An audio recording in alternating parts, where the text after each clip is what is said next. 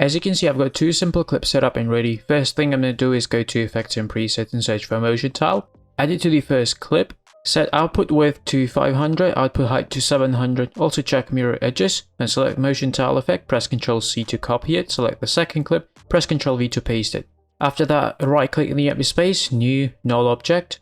Then move the playhead in between the clips and split the layer by pressing Ctrl Shift D. I'm going to put the first null above the first clip to stay organized. After that, find the parent and link column, drag the first clip's pickup tool and drop it onto the null above it to parent it. And do the same for the upper clip. Drag the pickup, drop it onto the null above it. Then position the playhead slightly to the left from the first clip's middle point. Select the null one, press S, then hold Shift key and press R to bring up both scale and rotation. Create keyframes for both, then go to the end of the clip. Set rotation to 150 and scale to 25%. Then drag and select all the keyframes, press F9 key to ease them, go to the graph editor. If your graph looks different, right click, make sure in edit value graph. Then click off and select scale separately to bring up its graph. And you can just copy my graph by extending the first keyframe handle to the right and second keyframe handle up. Then select rotation and do the same thing, just copy my graph. And that's how it should be looking at the moment. It's missing motion blur, so let's enable it from here. If you don't see this column, click on toggle switches and mode until you do. Enable motion blur for the clips only, not the nulls.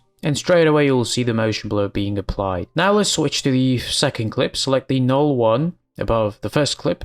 Select it, press S, and hold Shift and press R to bring up both scale rotation once again. And since we did the zoom out at the end of the first clip, let's do the zoom out at the start of the second clip. So I'm going to set scale to 600 and rotation to -150, create keyframes for both. Then move a bit past the middle point of the clip, set scale to 100% and rotation to 0. Then again drag and select all the keyframes, press F9 key to ease them, go back to the graph editor, then click away, select scale, and again just copy my graph.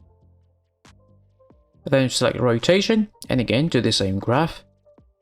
And once you're done, you can exit the graph editor to preview what you created. So there we have a rotation plus zoom transition. Let's now add a smooth shake on top of this using the method I found to be the easiest one so far. All you have to do is go to Effects and Presets, search for Wiggle, and here you have all these different presets. So I'm going to grab the rotation and drop it onto the clip, not the null, but the clip. So let's scroll to the first clip so we can see the changes. Set wiggle amount to 15 degrees, also set scale to 110. And this alone will add subtle and smooth rotation shake to your clip. Let's also add wiggle position to the first clip. So here I'm going to set wiggle amount to 100 pixels, and that will add a smooth position shake to your clip. And to apply the same shake effect to the second clip, all you have to do is scroll up, select the first wiggle rotation effect, scroll down, hold Shift, select the transform to select all the effects, press Ctrl C to copy them, select the clip that you want to apply this to, press Ctrl V to paste that in here. And now both of your clips will have this subtle, smooth shake effect. It's really that simple. And for extra smoothness, you can select everything here, right click, pre-compose, you can name it whatever you want, search for RSMB in Effects and Presets if you have it available of course, and add it to the pre-comp. You can just use the default settings. And here's the result with RSMB applied. You might not tell the difference watching this on YouTube, but it actually does make a difference. I'm also going to add curves to the pre-comp, create a quick S curve to bring up contrast, then switch the blue channel and slightly increase it. And here's the final result, a color graded rotation plus zoom plus smooth shake transition done in Adobe After Effects, almost without plugins if you don't consider the RSMB, which is not mandatory to create this.